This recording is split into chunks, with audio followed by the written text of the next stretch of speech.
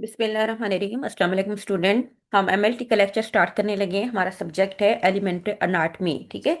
Last time बेटा मैंने जो आप लोगों को लेक्चर भेजा था वो हमारा चैप्टर जो था वो था डाइजेस्टिव सिस्टम का। ठीक है, जिसमें उसके कुछ बेसिक ऑर्गन्स होते हैं उनको मैंने डिस्कस किया था। जिसमें हमारे पास ये सारे अगर हम शुरू से देखें तो इसमें दो तरह के ऑर्गन्स होते हैं बेटा। एक होते हैं जो उसके मेन ऑर्गन्स होते हैं डाइजेस्टिव सिस्टम के, और कुछ होते हैं एक्सेसरी ऑर्गन्स। ठीक है।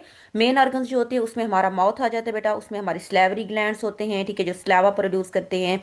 उसमें हमारा फेडनेक्स, उसके बाद एसोफेगस, उसमें पेरिस्टालिसिस यानी कि ये मूवमेंट्स वगैरह जो होती हैं एसोफेगस की उसको बोलते हैं। उसमें हमारा स्टमक आ जाता है। स्टमक के अंदर गैस्ट्रिक जूस जो फूड को डाइजेस्ट करता है। फिर काइम बनता है। काइम मीन जो स्टमक के अंदर मिक्स फूड होती है। उसमें हमने स्मॉल इंटेस्टाइन के बारे में पढ़ा था बेटा।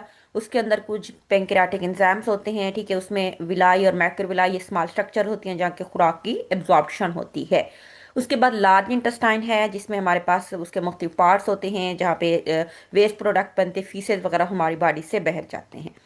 तो नेक्स्ट इसमें कुछ एसेसरी ऑर्गन्स होते हैं बेटा, जिसमें लीवर है। ठीक है, लीवर जो कि बाइल को प्रोड्यूस करता है, न्यूट्रिएंट्स को मेटाबोलाइज करने में हेल्प करता है। जो भी हार्मफुल सब्सटेंट होते हैं उनको डिटॉक्सिफाई करता है। डिटॉक्सिफाई का मतलब होता है उनको हमारी बॉडी से बाहर निकालता है, उनके अंदर जो टॉक्सिसिटी होती है उसको खत्म करता है। और ग्लाइकोजन विटामिन को स्टोर भी करता है। गाल ब्लैडर बेटा, ठीक है, गाल ब्लैडर जो होता है वो स्टोर करता है और कंसंट्रेट करता है bile produce by liver. Liver एक फ्लूइड को प्रोड्यूस करता है जिसको हम क्या कहते हैं, बाइल। और बाइल्स को जो स्टोर करती है वो हमारे गाल ब्लैडर्स है। और बाद में जब उसको डोडिनियम को जब जरूरत होती है कि वो फैट के डाइजेशन के लिए बाइल की, तो ये उसमें रिलीज करता है। उसके बाद है बेटा पेंक्रियाज। पेंक्रियाज जो ग्लैंड्स होते हैं बेसिकली, ये भी कुछ डाइजेस्टिव एंजाइम्स बनाता है। और इसके अलावा इंसुलिन और ग्लूकागोन के हार्मोन्स हैं, इनको भी रिलीज करता है। ठीक है, जो कि ब्लड के अंदर ग्लूकोज के लेवल को मेंटेन करते हैं। उसमें लीवर, लीवर क्या है बेटा, ये एक वाइटल ऑर्गन्स होता है जो upper right quadrant of abdomen. हमने हार्ट के मुख्तलिफ सॉरी हमने अपने एब्डोमेन के मुख्तलिफ पार्ट्स पढ़े थे ना, कि राइट लेफ्ट और उसके बाद अपर लोअर्स वगैरह क्वाड्रेंट वगैरह ये सारे। तो वो लीवर की लोकेशन बता रहे हैं कि कहाँ होते हैं, हमारे एब्डोमेन का जो अपर राइट साइड वाला हिस्सा होता है वहां पर, just below the diaphragm. It is largest internal organ in human body, सबसे बड़ा होता है। और इसका काम क्या होता है, बहुत सारे फिजियोलॉजिकल प्रोसेस जो होती है यहाँ पे होते हैं। तो जो इसमें हम देखते हैं कि ये क्या क्या काम करता है। सबसे पहले बेटा अनाटमी, ठीक है, और उसके बाद है एंड स्ट्रक्चर क्या होती है। लिवर इज कम्प्लेक्स ऑर्गन और इसमें बहुत सारी एनाटॉमिकल यूनिक स्ट्रक्चर्स होती हैं। इसमें कुछ लेब्यूल्स होते हैं, ये आप इसके स्ट्रक्चर्स देख सकते हैं लीवर्स के। ठीक है, गाल ब्लैडर्स के साथ होती है। यहाँ पे एक डक्ट है और नीचे ये डोडिनियम्स में जाता है। ये क्या स्टोर करते हैं, ये लीवर बनाता है बाइल। ठीक है, बाइल जो होती है वो गॉल ब्लैडर में स्टोर हो जाती है। फिर यहाँ से ये नाली आ रही है जहाँ से वो बाइल को रिलीज करता है और वो कहाँ जाती है, डोडिनियम के अंदर जाती है। इसको हम कॉमन बाइल डक्ट कहते हैं। और ये क्या है बेटा, ये पेंक्रियास ग्लैंड्स होती है। इसमें पेंक्रियाटिक जूस बनता है, वो भी इसी डक्ट के थ्रू डोडिनियम में जाता है। ठीक है। अच्छा, अब क्या है कि लीवर इस कम्प्लेक्स ऑर्गन्स होता है और इसमें क्या है बेटा, इट इज इसमें लब्यूल्स होते हैं जो कि functional unit arranged in hexagonal pattern. ठीक है, हेक्सागोनल पैटर्न्स में ये अरेंज होते हैं इसके जो भी ऑर्गन्स होते हैं। इसके सेल्स होते हैं जिसको हम हैप्टिक सेल्स कहते हैं। इसमें कुछ नालियां होती हैं बेटा जिसको हम क्या कहते हैं, हैप्टिक डक्ट्स कहते हैं। अच्छा, each lobule consist of hepatocyte यानी कि सेल्स जो लीवर को बनाते हैं, primary functional cells of the liver arranged in a central vein. Hepatic cells are specialised epithelial cells responsible for carrying out liver numerous metabolic function को, यानी कि जो सेल्स जो हेप्टिक सेल्स होते हैं लीवर्स के, वो लीवर्स के जितना भी फंक्शंस होते हैं उसको परफॉर्म करने में हेल्प करते हैं। उसके बाद क्या है बेटा, जो लिब्यू नेक्स्ट हमारे पास है, जो ये लिब्यूल्स होते हैं organised into lobes, liver being divided into right lobes left. उसके बाद कोडेट लोब्स एंड कोड्रेट लोब्स, इनके उन लोब्स को उन्होंने डिवाइड किया राइट लेफ्ट अपर लोअर्स वगैरह के अंदर। उसके बाद एक फंक्शन, जो मेन फंक्शन होता है बेटा लीवर्स का, वो क्या होता है कि मेटाबॉलिज्म करवाना है। जब जो यानी जो चीज़ हम खाते हैं उसकी मेटाबॉलिज्म हमारे लीवर्स में होती है। और फिर जो हार्मफुल सब्सटेंट होते हैं उनके डिटॉक्सिफिकेशन कराता है। इस तरह हमारी लाइफ को मेंटेन करने में बहुत ज़रूरी है। सबसे पहला मेटाबॉलिज्म, जो भी हम खुराक खाते हैं जैसे कार्बोहाइड्रेट प्रोटीन लिपिड, उन सबकी मेटाबॉलिज्म लीवर में होती है। लीवर क्या करता है, सिंथेसिस और स्टोर कर लेता है ग्लाइकोजन्स को। ग्लाइकोजन्स की ब्रेकडाउन जो होती है ग्लूकोज में होती है, और जब हमारी बॉडी को नीड होती है तो वो ग्लूकोज प्रोवाइड करती है। इसी तरह ग्लूकोज को अगर वो स्टोर कर लेता है तो फिर वो ग्लूकोज को कन्वर्ट करता है ग्लाइकोजन्स के अंदर। और इसी तरह से ये प्रोटीन्स की भी सिंथेसाइज करता है, जैसे एल्बुमिन, क्लॉटिंग फैक्टर, लिपोप्रोटीन्स। और इसके अलावा अमीनो एसिड की मेटाबॉलिज्म और फैटी एसिड की मेटाबॉलिज्म भी करवाता है। उसके बाद है डिटॉक्सिफिकेशन। लीवर का जो अहम फंक्शन होता है बेटा, हार्मफुल सब्सटेंस को डिटॉक्सिफाई करना। मीन्स कुछ ड्रग्स जो हम लेते हैं, अगर अल्कोहल कुछ लोग कंज्यूम करते हैं या मेटाबॉलिक वेस्ट प्रोडक्ट वगैरह, उन सब की ब्रेक डाउन करवाते हैं, उनको हमारी बॉडी से बाहर निकलवाता है। ये मेटाबोलाइज करता है उन तमाम टॉक्सिन्स को जो इन केमिकल की वजह से प्रोड्यूस होती हैं बेटा, और उनको एलिमिनेट करता है, लेस हार्मफुल सब्सटेंस में बनाता है, ताकि वो इजीली हमारी बॉडी से बाहर चली जाए। बाइल की प्रोडक्शन करना भी लीवर का अहम काम है बेटा। बाइल क्या होता है? ये ग्रीनिश येलो फ्लूइड होता है that help in digestion and absorption of fat in small intestine. Bile is store and concentrate in gall bladder before released into duodenum in responsible food and take. उसके बाद है बेटा storage. Liver जो होता है वो स्टोरेज ऑर्गन के तौर पर काम करता है। बहुत सारे न्यूट्रिएंट्स, विटामिन, ठीक है, मिनरल्स वगैरह को स्टोर करता है, ग्लाइकोजन को स्टोर करता है, फैट सॉल्युबल विटामिन जिसमें ए, डी, ई और के आ जाता है, उनको स्टोर करता है। आयरन, कॉपर, जितना भी मेटल्स होते हैं इनको स्टोर करता है, ठीक है, और जब नीड होती है उसको ब्लड स्ट्रीम में रिलीज कर देता है। सिंथेसिस ऑफ ब्लड प्रोटीन्स को बनाता है बेटा लीवर, जिसमें blood clotting protein, fibrinogens, prothrombins होती है, as well as plasma protein जिसमें एल्बुमिन होती है, जो कि हेल्प करती है कोटिक प्रेशर्स को मेंटेन रखने में और मुख्तलिफ ट्रांसपोर्ट को सब्सटेंस करने में ब्लड में हेल्प करती है। इम्यून फंक्शन भी होते हैं बेटा लीवर के। लीवर कुछ इम्यून सेल्स भी बनाता है जिसको हम कपफर सेल्स कहते हैं, जो क्या करते हैं, बॉडी के इम्यून सिस्टम में इन्वॉल्व होते हैं, जो डिजीज के अगेंस्ट, फॉरेन पैथोजन पार्टिकल के अगेंस्ट हमारी बॉडी के प्रोटेक्शन करते हैं। कपफर सेल्स रिमूव कर देते हैं बैक्टीरिया को, वायरस को और कुछ डिब्रिस जो वेस्ट प्रोडक्ट होते हैं, ठीक है, उनको हमारे ब्लड से, और फिर इम्यून सिस्टम के सर्विलेंस में अहम रोल प्ले करते हैं। ब्लड सप्लाई और सर्कुलेशन। लीवर जो होता है बेटा वो क्या करता है कि लीवर रिसीव करता है dual blood supply from the hepatic artery से and portal vein. Hepatic arteries deliver करती है बेटा oxygen rich blood to the liver, जबकि जो पोर्टल वेन्स होती हैं वो न्यूट्रिएंट रिच ब्लड को लेकर आते हैं फ्रॉम जीआईटी, स्प्लेन और पैंक्रियास। इसलिए इसके डबल फंक्शन है, यानी कि हेप्टिक आर्टरी भी अपना काम कर रही है और पोर्टल वेन भी काम कर रही है, तो ब्लड सप्लाई ये दो तरीकों से हो रही है इसको।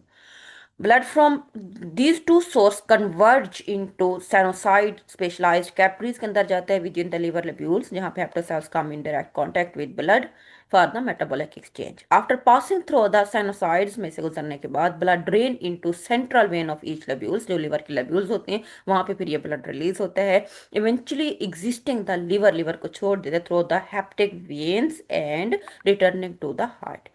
उसके बाद बेटा रीजनरेशन कैसे होती है लिवर के अंदर, कुछ चीज़ों की एक फीचर जो होती है, ये रीजनरेट करने के बैक्टीरिया जो हेप्टोसाइड्स होते हैं उनका ये कैपेसिटी होती है कि फॉर सेल डिवीजन और प्रोलिफरेशन के लिए allow the liver to regenerate the lost and damage tissue in response to injury और डिजीज। यानी कि जब कोई डिजीज होती है, कोई इंजरी होती है, तो उसके दौरान जो कुछ भी हमारे टिश्यूज वगैरह होती है वो लॉस हो जाते हैं, वो उनको दोबारा रीजनरेट भी कर सकता है।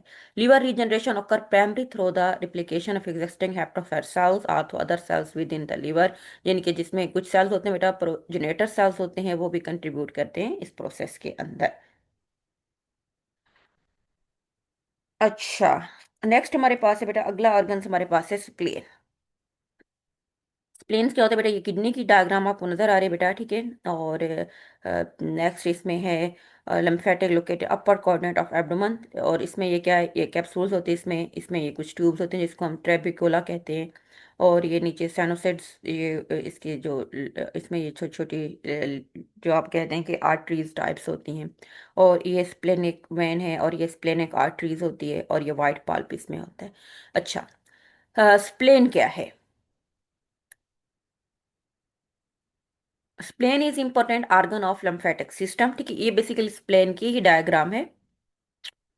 अच्छा, स्प्लेन एक इंपॉर्टेंट ऑर्गन होता है lymphatic सिस्टम का, located in upper left quadrant of abdomen. Abdomen के ऊपर वाले में होता है, ठीक है, और बिनेट द रिब कैज के बिल्कुल नीचे और स्टमक के ऊपर होता है। ये जो हमारी रिब कैज है जहाँ इसके अंदर हमारी स्टर्नम होती है, ठीक है बेटा, उसके नीचे और स्टमक के ऊपर है। ये पार्ट होता है रेटिकुलो एंडोथेलियल सिस्टम का and play important roles in body immune response में भी अहम प्ले करता है, ब्लड फिल्टर करने में भी, और हेमेटोपोइसिस यानी कि ब्लड के अंदर जो प्रोटीन्स बनने का प्रोसेस होता है, या जो ब्लड सेल्स बनने का प्रोसेस होता है, उसके लिए बहुत जरूरी है। अच्छा, हम इसकी एनाटमी की वगैरह की बात करते हैं बेटा, एनाटमिकल स्ट्रक्चर की बात करते हैं, तो ये एक सॉफ्ट स्पंजी ऑर्गन होता है जो रेडिश ब्राउन कलर होता है इसमें, क्योंकि इसमें ब्लड बहुत ज्यादा होता है। स्प्लेन एक ऐसा ऑर्गन है जहाँ से ब्लड बनता है, और इसमें रेड ब्लड सेल्स और इम्यून सेल बहुत ज्यादा होते हैं। It is surrounded by fibrous capsule which extend into trabecula that divided the spleen into compartment called pulp, जिसको हम रेड पल्प कहते हैं। ये बेटा डायग्राम है, ठीक है, ये व्हाइट पल्प और रेड पल्प इसके दो हिस्से होते हैं। और उसके बाद है व्हाइट पल्प और रेड पल्प। व्हाइट पल्प हम पहले बात करते हैं कि ये क्या होती है। व्हाइट पल्प में लम्फाइड सेल्स होते हैं, जो कि व्हाइट पल्प में हमारे इम्यून फंक्शन का काम होता है, ठीक है, व्हाइट ब्लड सेल्स जिनके ये बनाते हैं। इसमें टी लिम्फोसाइट सेल्स होते हैं, खासतौर पर टी और बी सेल्स, और इसमें ये इम्यून सर्वेलेंस के लिए बहुत ज़रूरी और एंटीबॉडीज बनाती है जो पैथोजन के खिलाफ हमारी बॉडी की प्रोटेक्शन करती है, ठीक है। ये डायग्राम हमारे पास है स्प्लेन की, और ये बिल्कुल किडनी की तरह मिलती जुलती है, लेकिन ये किसकी है, ये स्प्लेन के डायग्राम है। अच्छा, उसके बाद है बेटा रेड पल्प, नाम से शो है, इसमें रेड ब्लड सेल्स जो होती हैं ये बनते हैं। रेड पल्प में बहुत सारे साइनोसिड फील्ड ब्लड होता है, और इसमें स्प्लेनिक टिश्यू भी होते हैं, ये फिल्टर करते हैं, रिमूव करती है डैमेज रेड ब्लड सेल्स को, प्लेटलेट्स को, फॉरेन पार्टिकल जो ब्लड स्ट्रीम में आते हैं। Macrophages within the red pulp engulf and break down these cellular component, result iron other nutrient for use. Spleen also contain, इसमें कुछ specialised marginal Jones भी होते हैं, और इनको हम क्या कहते हैं, जिसको हम पेरी आर्टिकुलर लिम्फोइड शीट भी कहते हैं, which play important role antigen processing and immune response. Functions क्या है बेटा, इम्यून रिस्पॉन्स का काम करता है। Spleen is the vital organs of the body, it act secondary lymphoid organs where the immune cells monitors the blood fraud pathogens and foreign pathogen. यानी कि ये इसमें क्या करता है कि बेटा कि जैसे हमने भी कहा था कि व्हाइट पल्प के अंदर हमारे क्या बनते हैं, व्हाइट ब्लड सेल्स बनते हैं, जिसमें लिम्फोसाइट्स एंटीबॉडीज होती हैं जो एंटीजन के खिलाफ हमारी बॉडी की प्रोटेक्शन करती हैं, ठीक है। और उसके बाद है ब्लड फिल्ट्रेशन। स्प्लेनिक फिल्टर करने में भी अहम रोल प्ले करता है, ब्लड को प्योरीफाई करता है। जैसी जो होती है यहाँ पे स्प्लेनिक साइनोसिस बेटा होती हैं, साइनोसिस मीन ये नालियाँ होती है उसके अंदर, और macrophages in red blood sales remove the damage. या उसके बाद सेंट रेड जो होती हैं, सैनी सेंट रेड सेल्स जो मतलब हमारे काम के नहीं होते हैं, ठीक है। और उसके अलावा as well as other cellular debris and pathogens वगैरह उन सबको रिमूव करता है। इसी तरह से ब्लड सर्कुलेटिंग ब्लड की क्वालिटी को मेंटेन रखता है, और पोटेंशियली हार्मफुल सब्सटेंस को जो होती है रिमूव करने में हेल्प करता है। अच्छा, उसके बाद है this process also help the quality of circulating blood and sure the removal of potential harmful substance from the blood. Hematopoiesis क्या होता है, अगर the spleen is not primary site flood blood protection, spleen primary site नहीं है। Primary site क्या है बेटा, bone marrow है, ठीक है, जहाँ से हमारा ब्लड बनता है। लेकिन ये रिजर्वर फॉर ब्लड सेल्स के तौर पर काम करती है, खासतौर पर फेटल डेवलपमेंट के अंदर during certain pathological condition. In severe anaemia, जब ब्लड की कमी हो जाती है या कोई भी हेमेटोलॉजिकल डिसऑर्डर्स हो जाती है, तो स्प्लेन जो होती है वो उन स्टोर ब्लड सेल्स को जो होती है वो ब्लड प्रोड्यूस करने में हेल्प करती है। सिग्निफिकेंस क्या है बेटा, स्पेन प्ले एक crucial role in the body defence against the infections and disease. इसके अंदर ये एबिलिटी होती है कि डिटेक्ट करती है हार्मफुल पैथोजेंस को, फिर उसको हमारी बॉडी में स्प्रेड होने से प्रिवेंट करती है ताकि कोई इन्फेक्शंस ना हो। Spleen also serve as a reservoir for few blood cells को भी रिजर्व करती है। ऊपर हम ये सारा पढ़ चुके हैं बेटा, ठीक है, वही बातें बताई हुई हैं। अच्छा, नेक्स्ट हमारे पास है बेटा पेंक्रियाज, ठीक है। पेंक्रियाज ये आपको नजर आ रहा है, ये हमारे पास पेंक्रियाज ग्लैंड है बेसिकली। इसमें पेंक्रिया ये डक्ट है, पेंक्रियाटिक डक्ट कहते हैं। ये कॉमन एक बाइल डक्ट होते हैं जहाँ से पेंक्रियाटिक जूस और बाइल डक्ट होते हैं, ये डोडिनियम में जाता है, लार्ज इंटेस्टाइन है, और ये नीचे इसके स्मॉल इंटेस्टाइन होती है। ये हेड ऑफ पेंक्रियाज है, ये बॉडी है इसकी, और ये इसकी टेल है। अच्छा, पेंक्रियाज एक वाइटल ऑर्गन होता है जो हमारे एब्डोमेन के अंदर मौजूद होता है बिहाइंड द स्टमक। ये अहम रोल प्ले करता है, इसके दो फंक्शन बेटा, ये एंडोक्राइन फंक्शन भी करता है, एक्सोक्राइन भी। और हार्मोन और एंजाइम्स बनाता है जो हमारे डाइजेशन के लिए, हमारे मेटाबॉलिज्म के लिए और हमारी ब्लड सर्कुलेशन के लिए जरूरी है, ठीक है। एक्सोक्राइन्स के फंक्शन ये होते हैं कि बेटा ये और एंडोक्राइन्स मीन इसका एक काम होता है कि ये हार्मोन्स बनाता है जिसमें इंसुलिन और ग्लूकागोन होता है, और दूसरा इसका काम होता है पेंक्रियाटिक जूस को बनाना, जो कि खुराक को डाइजेस्ट करने में हेल्प करता है। इसलिए इसके दो काम होते हैं, एंडोक्राइन्स भी एंडोक्राइन डक्ट के थ्रू जब जूस आता है, और उसके बाद एक्सोक्राइन्स भी इसके फंक्शन होते हैं, यानी कि ये हार्मोन्स को बना रहा होता है। अच्छा, ठीक है।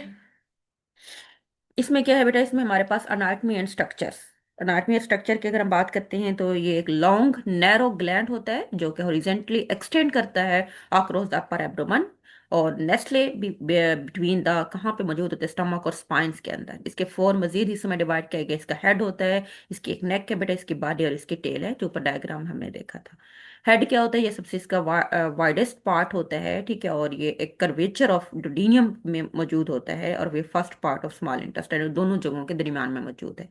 नेक और बॉडी होती है फिर इसकी, ठीक है, जो कि लेफ्ट बिहाइंड द स्टमक के नीचे जाती है, और मेजर ब्लड वेसल जो कि सुपीरियर मेसेंट्रिक आर्टरीज वेन के साथ जाकर मिलता है। इसकी टेल होती है बेटा पेंक्रियास की, जो कि लेफ्ट और रीच टुवर्ड द स्प्लेन की तरफ पहुंचती है। पेंक्रियास के अंदर कुछ स्पेशल सेल्स भी होते हैं जिसको हम पेंक्रियाटिक्स आइलेट सेल्स ऑफ लैंगरहैंस कहते हैं। और जो स्कैटरेटेड थ्रू और द टिश्यू के थ्रू फैले होते हैं। ये जो आइलेट सेल्स होते हैं, इसमें डिफरेंट सेल्स, जिसमें कुछ अल्फा सेल्स होते हैं बेटा जो ग्लूकागोन को रिलीज करते हैं, बीटा सेल्स होते हैं जो इंसुलिन को रिलीज करते हैं, इसमें डेल्टा सेल्स होते हैं जो सोमाटोस्टैटिन, ये भी एक हार्मोन्स होता है, ठीक है, उसको रिलीज करते हैं। और उसके बाद बेटा पी सेल्स जो होते हैं, ठीक है, ये जो होती है ये पेंक्रियाटिक पॉलीपेप्टाइड सेल्स होते हैं, पेंक्रियाटिक जूस को रिलीज करते हैं। फंक्शन, एंडोक्राइन फंक्शन क्या है बेटा? एंडोक्राइन फंक्शन जो होता है कि ये हार्मोन की सिक्रीशन करता है direct into blood stream to regulate the blood glucose level and metabolism. कौन सा हार्मोन है बेटा? Insulin, glucagon and somatostatin. Insulin हमें पता है बीटा सेल्स प्रोड्यूस करते हैं, हमारी बॉडी में ग्लूकोज के लेवल को मेंटेन करते हैं। ग्लाइकोजन जो होती है अल्फा सेल्स इनको सिक्रीशन करते हैं। अगर ब्लड ग्लूकोज हमारी बॉडी के अंदर ग्लाइकोजन राइज कर हम लो हो जाता है तो फिर हम क्या देते हैं? ग्लाइकोजन, तब ये रिलीज करता है। और इंसुलिन कब रिलीज होती है? जब हमारी बॉडी के अंदर ग्लूकोज का लेवल जो होती है वो कम, सॉरी ज्यादा हो जाता है अगर, तो फिर इंसुलिन रिलीज होती है, क्योंकि इंसुलिन का काम होता है ग्लूकोज के लेवल को कम करना। और ग्लूकागोन का काम होता है कि जब हमारा शुगर लेवल लो हो जाता है तो उसको फिर हाई करके लेके जाता है ऊपर। उसके बाद स्मेटोस्टेटिन बेटा ये डेल्टा सेल इसको रिलीज करते हैं। ये क्या करते हैं? Inhibit the secretion of both insulin and glucagon, help to maintain the blood sugar level. ये भी ब्लड शुगर को मेंटेन करते हैं, इनके दोनों के लेवल्स को बैलेंस करती है। एक्सोक्राइन फंक्शन क्या होता है? ये डाइजेस्टिव एंजाइम और कुछ जूसेस वगैरह प्रोड्यूस करता है, डाइजेशन में हेल्प करते हैं। जिसमें हमारे पास एंजाइम बेटा पेंक्रियाटिक एंजाइम, जिसमें माइलेज, लाइपेज और प्रोटीकेट जैसे कि ट्रिप्सन और केमोट्रिप्सन होते हैं, जो कार्बोहाइड्रेट, फैट और प्रोटीन्स के ब्रेक डाउन करते हैं। ये कुछ बाइकार्बोनेट्स बनाता है स्मॉल इंटेस्टाइन के अंदर, जो कि एसिड काइम स्टमक से आते हैं उसको न्यूट्रलाइज करता है और इन्वायरमेंट एक फेवरेबल प्रोवाइड करता है। सिग्निफिकेंस क्या है? Pancreas play important role in maintain the glucose homeostasis, ठीक है, फॉर एनर्जी एंड मेटाबॉलिज्म। अगर इसमें कोई डिसफंक्शन हो जाता है, जैसे इंसुलिन की डिफिशिएंसी हो जाती है, इंसुलिन रेजिस्टेंस हो जाती है, तो फिर मेटाबॉलिक डिसऑर्डर्स हो जाती हैं। और हमें पता है वो डिसऑर्डर कौन सी है? Diabetes mellitus. एक्सोक्राइन फंक्शन होते हैं बेटा ये प्रॉपर डाइजेशन और एब्जॉर्प्शन में हेल्प करते हैं। अगर इस तरह के एंजाइम जो पेंक्रियाटिक एंजाइम्स होते हैं वो नहीं होंगे, कोई डिसफंक्शन हो जाएगा, तो उसकी वजह से मेल एब्जॉर्प्शन हो जाती है और मेटाबॉलिक डिसऑर्डर्स होते हैं। Pancreas is vulnerable to various disease or condition including pancreatic cancer, pancreatic inflammation of pancreas, cyst fibrosis, a genetic disorder affecting the exocrine and endocrine gland। ठीक है, तो ये हमारा बेटा डाइजेस्टिव सिस्टम का चैप्टर था, ये एंड हो गया आज के लिए, इतना काफी। अल्लाह हाफिज।